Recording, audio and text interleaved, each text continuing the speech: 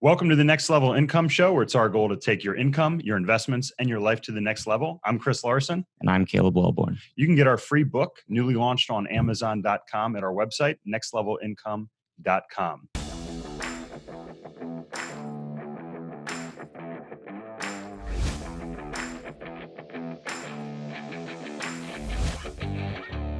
Our guest today is Jon Jones, an Asheville-based entrepreneur.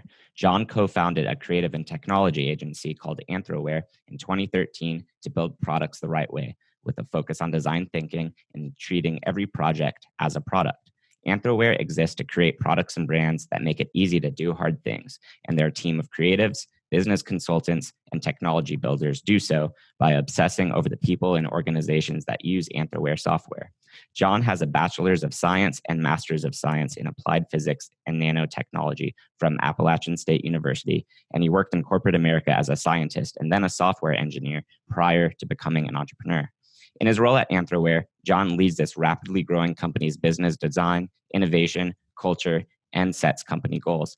Jon is also a co-founder and mentor with the Hatch Asheville Foundation, which is a 501c3 nonprofit with the mission of growing select high-growth companies here in Asheville with a combination of place, partnerships, and playbook. Outside of Anthroware and Hatch, you can find Jon enjoying Asheville's beautiful outdoors with family and friends. I met Jon through the entrepreneurial community here in Asheville, and it's been great getting to know him over the last year or so. Jon, thanks for joining us here on the show. Yeah, thank you. Thank you for having me. You're welcome. Yeah, absolutely. So before we go too far into your story, so our audience has some context, could you give an example of a project that you've done with Anthroware that gives a good example of what your company does as a whole? Sure. And I'll also say thank you for not mentioning the third company in the intro that, was an abysmal failure. Hey, that's part of entrepreneurship, right? That's right. Yeah. So Anthroware, it exists to, really focus on the human beings that are using the products. So the best example of a project where we get to sink our teeth into sort of the whole soup to nuts process is, coming in at the very beginning. Companies hire us. We work with some startups. Most of our revenue comes from working with larger companies that want to be very innovative, but, kind of don't have the internal capacity to do that, or they have a very well-known, product that they have, and product development and developing product development expertise is really not aligned with, their core business. So they'll hire us, and they'll come in with an idea, not a spec. And they'll say, hey, we want to do, this thing. And our first question is whether or not the world actually needs that thing. Because software is, software products and products in general are pretty expensive to build. And we want to help them make really good decisions. So a really good example, back in 2017, a federal law changed for home health, where all states are now required to provide an electronic visit verification system. There's a lot more to that, but at a high level, that's kind of what you need to know. But it's very vague. Like electronic visit verification system could be GPS, it could be Bluetooth, it could be RFID. It's just verifying that the person that's giving home care in your home is actually there. And so all the states are putting out these giant RFPs, and one of our partners, a big consulting firm up in Boston, called us up and they said, hey, we know that we need to build an EVV system, but we don't know how to start.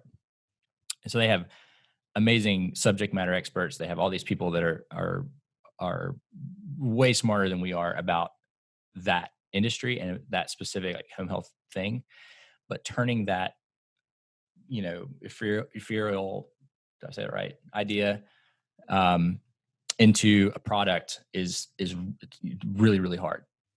So it was, we came in and we met with them and we got a sense of what's going on. And we said, okay, we've got to really deeply understand the problem, and we've got to deeply understand your business's strategy. It's like, not only do you need an EVV system, you need a product that allows you to be competitive with all these RFPs.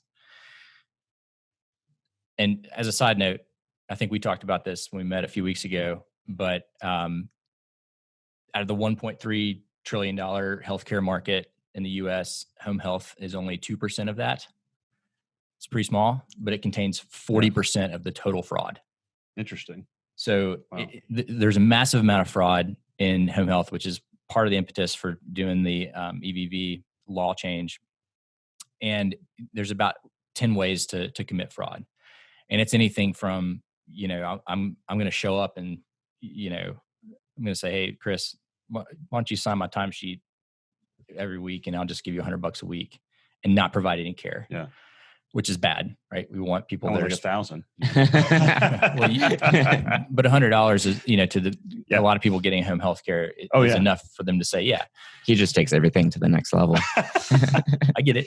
No, that's interesting. So, there's examples of people that just, leave, or they adjust their timesheets. They're actually there. Right. They overbill. There's a million different ways to do this. And how do you have oversight, right? And how you have oversight, and how do you build a product that is going to pop up and say, allow this app to monitor you in whatever way, which you have to do, right, to the person that is trying to be fraudulent. Like right. They benefit from being fraudulent. So the Anthroware approach to that is, when you drill down to it, whatever organizational benefit the state wants, or whatever organizational benefit our partner wants, or whoever, that ends up being a byproduct of solving the pain point for the person that's going to the house and providing home health care. If you can fix something for them that's so painful, so life level,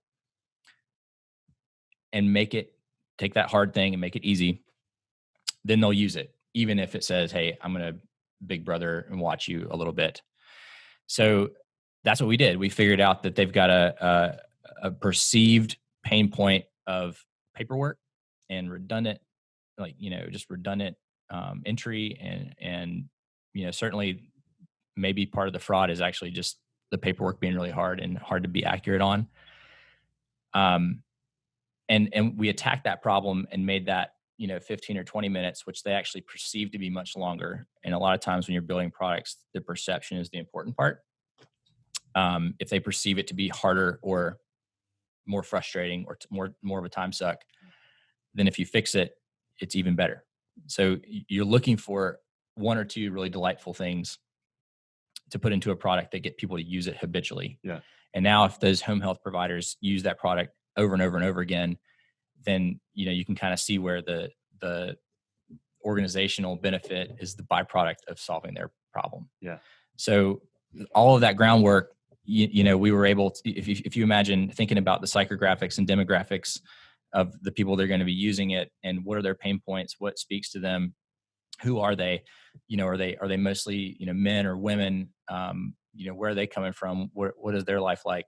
That's foundational branding work. So if you're then able, like this, the reason this is such a good example is because we were also able to impact the brand. They already had a name, a really great name. It's called Carify. But we were able to impact the brand. And, if you think about going to a hospital, you want it to be clean and sterile, smell like Clorox. You want to really feel like everything's super clean. If you're going to somebody's house, it's totally different, right? Like it's their house. It needs to be warm and earthy. And we were able to develop this brand story that really spoke to the people that were not only using the app, but the people that were in the home. And then we were able to design the UI and build the whole thing and hand it off to their team and really be a part of the process up until the point where they had to go and sell it. So yeah, I think, we love the healthcare industry. So it's a good example for that. And we were able to be part of pretty much every part of that process. So yeah, I love how you take something like software. I think engineering degree, similar to yours, a bunch of people sitting around computers in a room, but you take it to the behavioral, the personal level. And that's really what drives usage, right? So I think it's really interesting how you do that. So if you had to break it down into a 30-second elevator pitch, John, what is it that Anthroware does? I hate elevator pitches first of all. Fair enough. Sidewalk pitch, sure. But Anthroware is a creative and technology agency. So we're finding those really hard problems and solving them with design thinking. And that's, that is taking that human-centered approach. It's also filtering that through a very strong business lens. If you've got it's not a product unless it has an ROI, right? So, fair. The difference between design and art is actually putting constraints and on what you're doing and saying, hey, there's boundary conditions here. And generally when you're going to spend, a couple $1 million on a product, then, the boundary conditions are like, well, this has to have a pretty good chance of making money for the company. Right. And not all products work. Some products fail, but more products fail than they should. And more startups fail than they should. And, Anthroware really drives in and helps them, helps our partners pressure test the idea so that we don't spend money where we don't need to. Gotcha. Yeah. Yeah. Cool. Thanks for sharing that. One thing that you brought up right after the intro there, you talked about a failure you had before you started Anthroware. Do you mind talking about maybe what you learned coming out of that and your experience starting Anthroware through that? Yeah. Well, actually, Anthroware came first. We did it in parallel. Okay. Which was part of the problem. It's very, very, very hard for founders to do more than one thing at a time. I believe that from the bottom of my heart. Like it's very hard. In fact, even just within a business,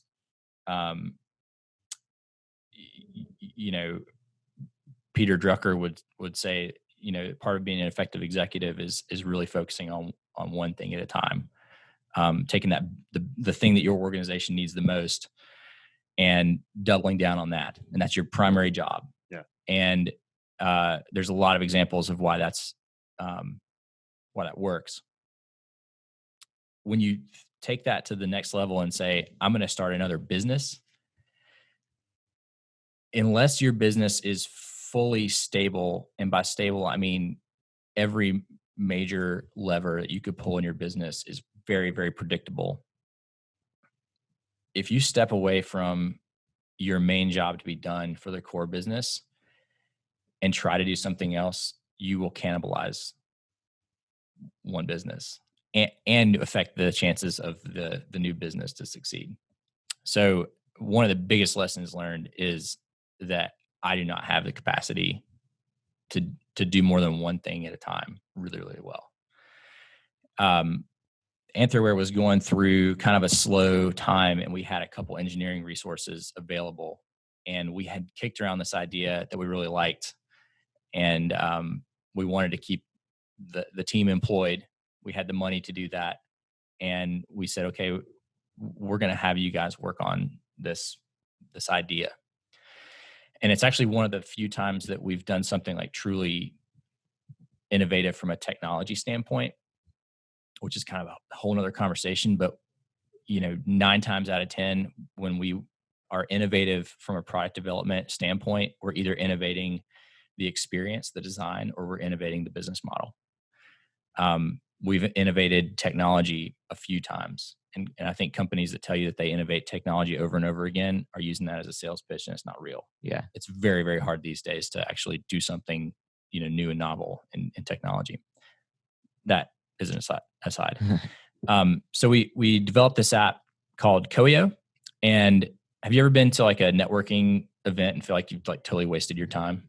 Yes. Missed a connection? Yeah. Yep. So Koio was an app, and you look at it, and it shows you only the people that are within sight. So it's not people that are, 5 minutes walk away on the other side of the conference or whatever. It's people that you could look up and say, oh, there's Caleb over there.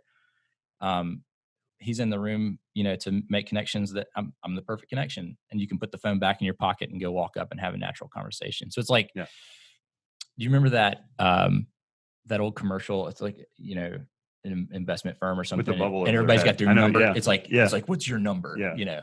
It's kind of like that, but it says, you walk into the room and, it's like, hi, I'm Jon Jones. I'm the CEO of Anthroware. I'm looking for badass designers. And if you're a badass designer, you have the perfect excuse now to come talk to the CEO of a company. Yeah. I mean, that sounds like a great idea. I mean, Yeah. that would be super helpful, but Loved the idea. took that Where's the idea, butt? Yeah. took that idea behind the shed and shot it like Old Yeller.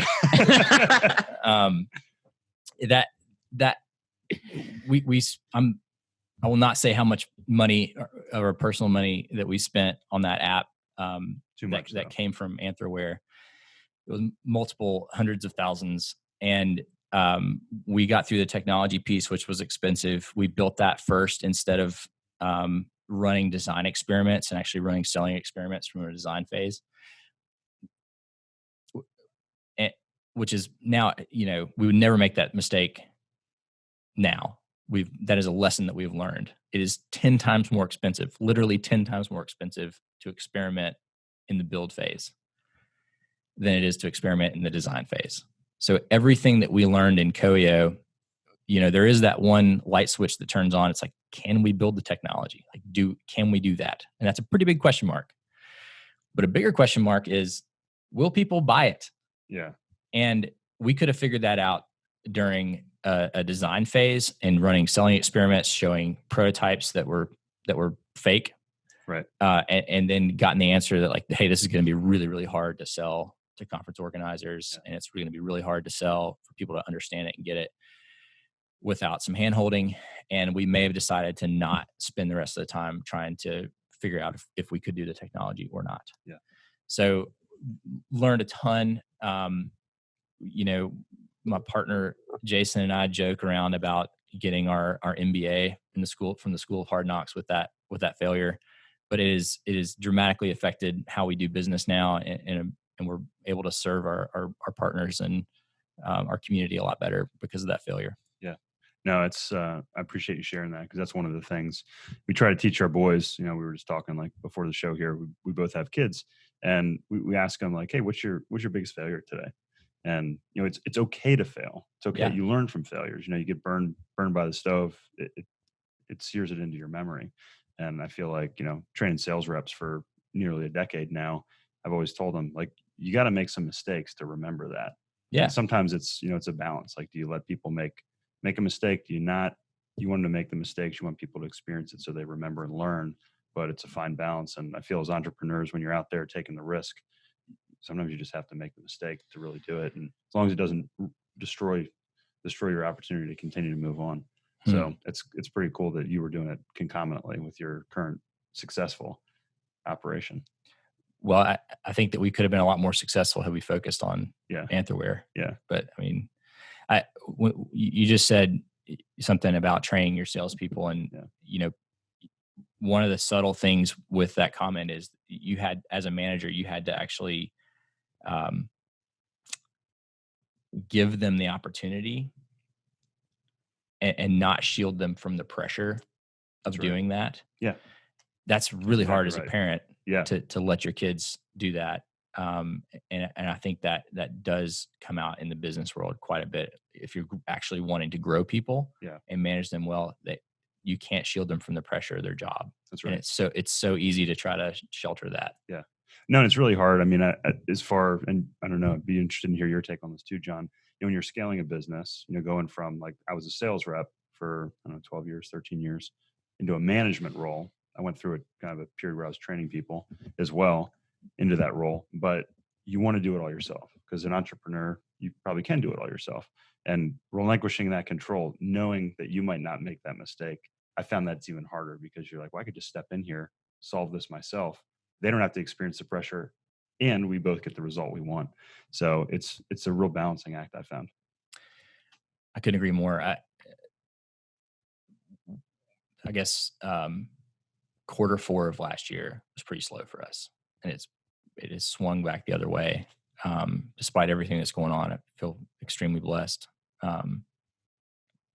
We also had just hired a brand new sales guy, and he is doing awesome, incredible. But the internal dialogue for me was, man, I just hired this guy into a slow time. Like, this is, as a manager, you want people to come in and have some successes. Right. And it's been very hard to sort of allow him to feel that pressure. But I think if you have a long-term vision for the company, and I don't mean like 10 years, I mean, a really long-term vision, and we can talk about kind of our strategy for growing Anthroware and sharing that wealth with the team. But the long-term vision means that, you've got to give people space to grow in those moments. And even if there's a struggle during that small piece of time, you get better 5 years from now because, hey, Logan started and he started into a slow period, and we got through it, and he was able to be a part of that success. He didn't get shielded from it. He rose to the challenge. Yeah. So I think that's super important.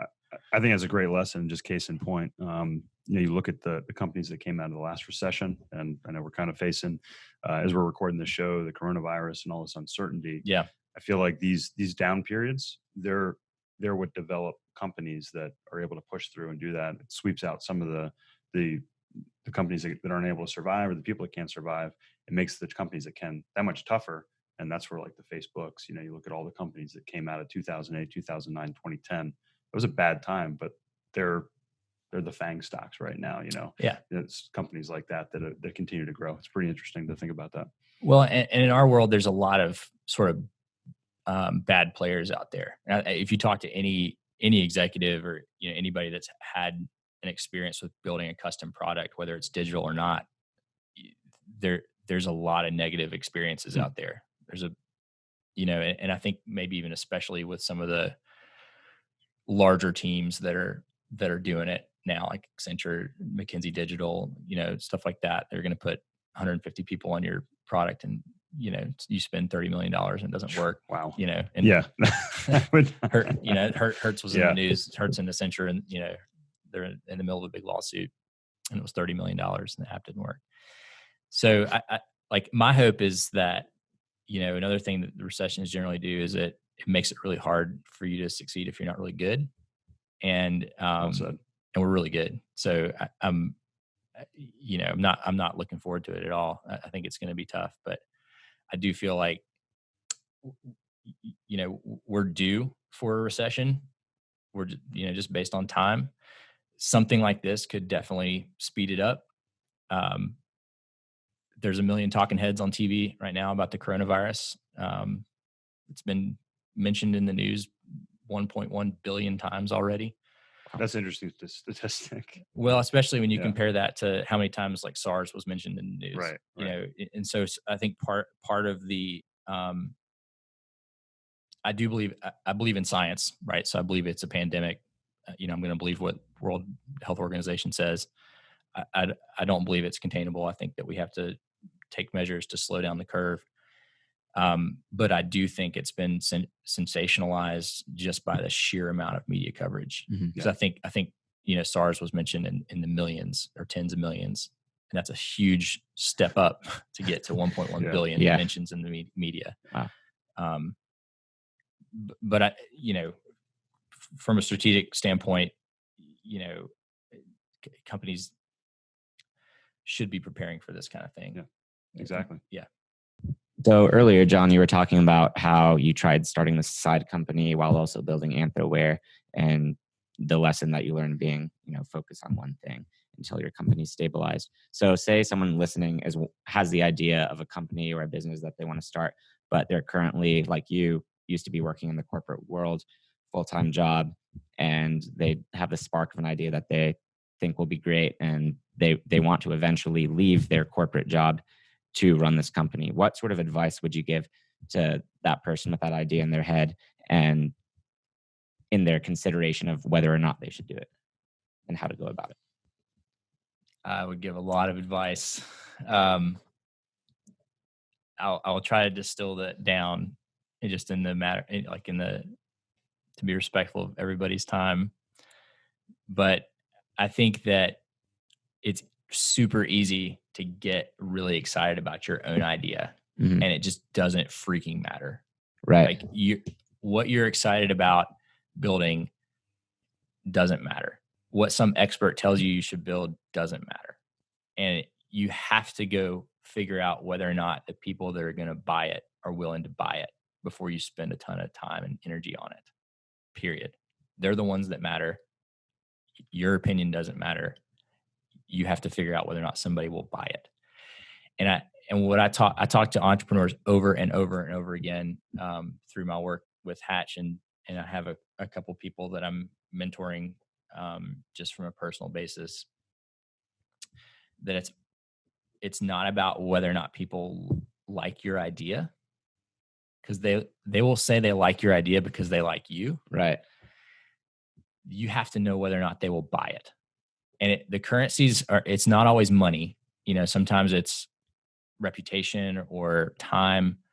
But a lot, eventually at some point it has to be money for it to be a business. And there are ways to run selling experiments very, very early on, like pretty early in a design phase, to understand whether or not people will actually buy it, and find that out first. Forbes interviewed 313. I'm going to get that number wrong. Low 300s companies that failed in 2019. Their failure happened in 2019. And 9 out of the top 20 reasons were related to not understanding your end user, your customer. Right. And that means that they didn't have product market fit. And if you don't have product market fit, nobody will buy your product. It's not about you. So I think pressure testing those assumptions early on, think about an assumption that you're making, be self-aware of the things that you actually have a question mark about. Is that assumption high risk to your business if you're wrong? Like, does it have a huge impact on your business? Then that's probably a pretty big deal to try to figure that out. Is your level of certainty about it very low? Well, go find out before you start a business. You can start a business slow. You don't have to go raise a bunch of money and do stuff to run those kind of selling experiments. The business model canvas. I'll say one other thing. People hate on the business model canvas. You should spend 20 minutes on one, 30 minutes, maybe an hour tops. Don't spend a ton of time on one. If you do that, then I start hating on it too. But it's a great way to run a thought experiment of whether or not you can, in your own brain, whether or not you can take that business and walk it across a page and understand whether or not you can visualize each piece of it. And if you can't visualize how to do one piece of it, you got to drill down on that and remove that question mark before you spend a ton of time, because you will spend tons of time. Another quick one that people overlook is, like, you make a spreadsheet of a revenue model. Right. It is not going to be perfect, but write a spreadsheet down of your revenue model. And if you've got to sell like 200,000 of your gizmos to make $100,000 personally, that should make you really tired. Yeah. Right. And if you look at that and you're like, man, that makes me really tired, pick another business to work on. Yeah. Kill it really early. And, yeah, I kill a lot of businesses. No, I mean, that's great. I mean, so many people come and they're like super passionate about their idea, right? Which is cool. It's great to see someone excited, but I love just how reasonable you are with it. And I see a lot of people who are like that. And it's like, man, it's really great to see someone so pumped about this, but maybe it should be a hobby and not a business if you're not going to make the money on it. Yeah. So I'm sure people listening are curious how you had the idea for Anthroware, and with those two great pieces of advice you had, can you take us back to the story of how you had the idea for Anthroware, how you got it started, and did you at that time use those two pieces of advice when validating your idea and getting it going? Did I use that advice? No. But I know more now. Yeah, I'm smarter. Anthropware is also sort of an existing paradigm. Like, services companies have worked before, they will work again. Right. So it's when you pick a very well-known business model, the business model isn't the risk. It's your ability to pull it off. Right. And when you're a very early company, your ability to pull it off is just based on the people you have involved.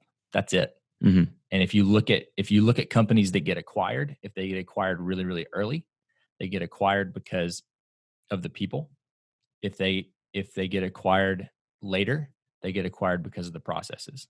So if you can apply that to any company that's starting out. If you don't have the right people on board when you start, that's a huge risk. If you're starting with a well-known business model, that's not the risk; it's the people. Right. And so, from that standpoint, we felt like we were that we could pull it off. The reason we started it, I think every entrepreneur has a giant chip on their shoulder. And I don't think all of them recognize what the chip is. I don't think I recognized what my chip was when we started. But every entrepreneur's got a chip on their shoulder. They want to see some change and they feel like they can affect it. And I think Jason and I, when we started talking about this, the idea for Anthroware, we were actually rock climbing at Looking Glass. Nice. And we're hanging off the side of this mountain, not figuratively. And we were trying to figure out at our current job, we worked on the same team, all the passion and energy we were putting into making the best thing that we could make. Where was the impact at the end of the line? We were building special ed compliance software. So not the most exciting thing. But at the end of the line, was some kid somewhere having a better education because of the feature that we built for whatever county school. And we couldn't figure it out. And that was really disturbing to us. And so in a corporate environment, it's very, very hard to have a really well defined approach to product development. And when you are in a big company, you end up getting handed down a list of stuff to do and you don't know why. Mm-hmm. And that's bothersome too, because when you have a lot of different people on a project and there's a lot of different pieces and, you got a team over here, a team over there, the nuance of the product itself breaks down. So we started Anthroware to build software the right way. We were two software guys. We didn't call it product development. We thought that we could just get a bunch of nerds together and write great software. And that's how we started. Within 3 weeks, and we were actually trying to write proposals and they were ugly. We realized, all the software that we love to use is really well designed. So we need to hire a designer. So at the time, I was 70% owner and Jason was 30% owner. And so I put in $1,000 and he put in whatever the 30% equivalent, 400 and some. And we started, the initial Anthroware bank account had less than $1,500 in it when we started. And we used it to hire a designer for $50 an hour to help us make our proposals pretty. And we submitted 4 proposals and we won all 4. And then we had been talking to James Shaw, who's now our director of engineering, about potentially freelancing for us and just doing some like moonlighting work. And one of the proposals was, $100,000 piece of software. It was like one of the first things we won. And it felt like so much money. And I called him up and it was like, I don't know, right before Christmas. And I was like, hey man, we got that contract. Check hadn't cleared yet. He's like, I'll put in my 2 weeks. I was like, wait till the check clears. And I remember telling him, I'm like, man, look, James, I can guarantee your employment for 6 months. After that, I'm going to do everything I can. It's a big question mark. And he still took the leap with us. And that kind of commitment is really hard to find. He's one of the smartest engineers. We contracted everything else out as far as design and everything. And, that's how the company started. James is now a partner. and once the company became worth something, we gave him some equity because he was there from the beginning. He should have been a co-founder. So he's a partner now. But it was kind of an interesting way to get started. Wow. Yeah. That's a great story. Yeah. So I think, we talk about the why, like why you do things, the chip on the shoulder, I think. Oh, I never told you what my chip was, did I? Like the itch. I want to hear what your chip is. I'd love to hear that. Awesome.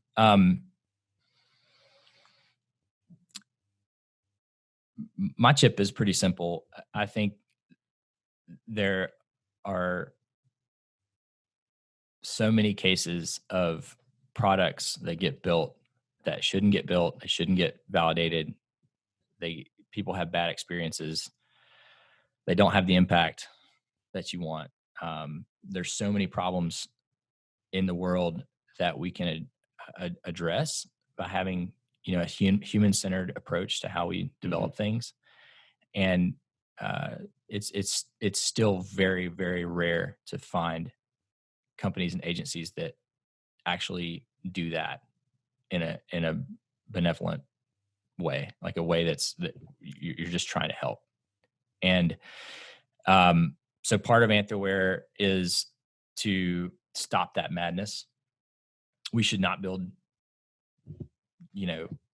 products with teams of 300. Sorry, Accenture. They need to get out of the way. McKinsey needs to get out of the way. There's so many examples of like just poor results from hiring those companies to build nuanced products. And if you think about it, like, are you a foodie? Do you like food? I love food. Love to cook. You're in Love to Asheville, go out to right? eat. Right. Yeah, one of the reasons we love living here. Absolutely. So if you think of risotto, it's a time intensive labor of love kind of. It's a special kind of rice. And if I invited you over for risotto, and we're going to have some chanterelles that we pick from my backyard. Bring the wine. We'll do like a big thick bone-in pork chop cooked beautifully with peach chutney. When are we doing this? So you're imagining this dish, right? My mouth's watering. Yeah. Okay. So what I've actually given to you is a list of ingredients. Right. And a list of ingredients is really easy to disseminate to a large team. Okay. But risotto it's important how you cook it. It's important that your broth's warm. It's like everything is super important. Yeah. But what if I gave you like a gallon of risotto and a tiny pork chop?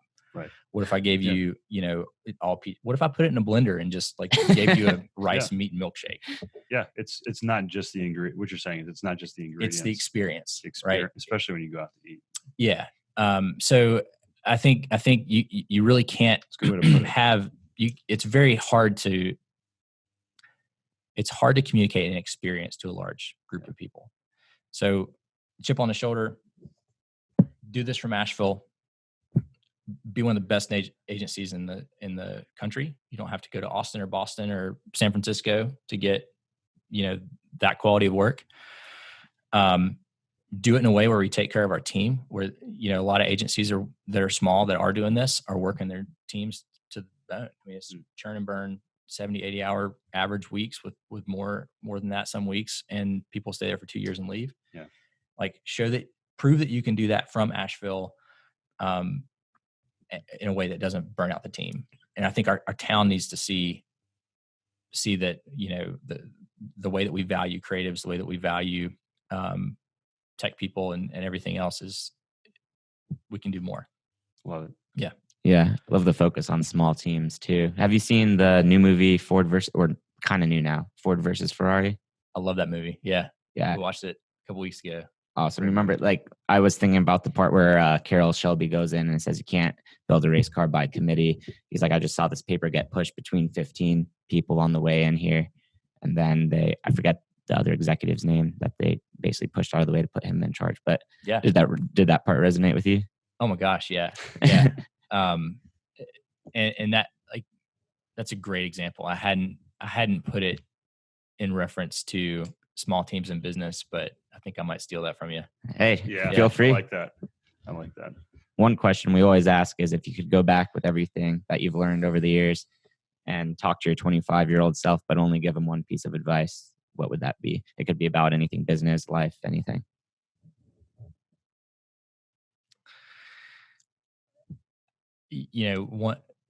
Only one piece of advice is what makes that question really hard. I Yeah. think there's a lot of things I would say. I think just really appreciating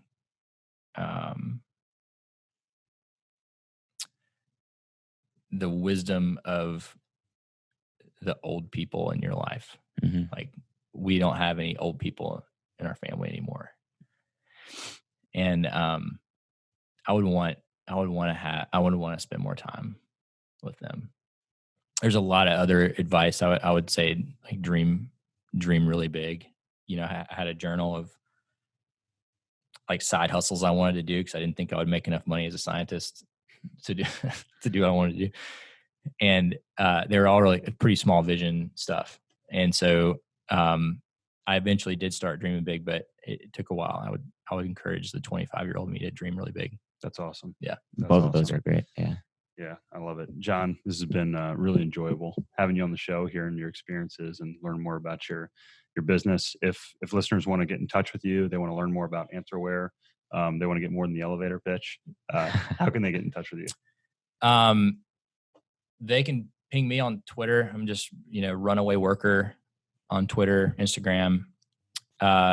Anthroware.com is a great place to learn more about the company. We've got a lot of, I think, pretty well-written blogs about small teams and about just product development in general, about design, about understanding your customers, a lot of stuff there. If you go to anthroware.com and you get to a website that sells like tails and ears, you've spelled Anthroware wrong. So just try it the other way. And W-A-R-E, not W-E-A-R, right? Yes, Okay. exactly. That's Yeah. hilarious. I gotta check that website. That's our side hustle. That's another. Just kidding. That's not us. But looks like a great company. Like for adults or kids? That's what I want to know. Adults. Yeah, interesting. Oh, man. Well, John, thank you so much for being on the show. We're going to have all John's contact info and Anthroware's correct spelling and contact info on the website, as well as our book. Again, newly launched on Amazon. Go online, get a free copy of it. John, thank you so much for being with us today. Thank you. Yeah.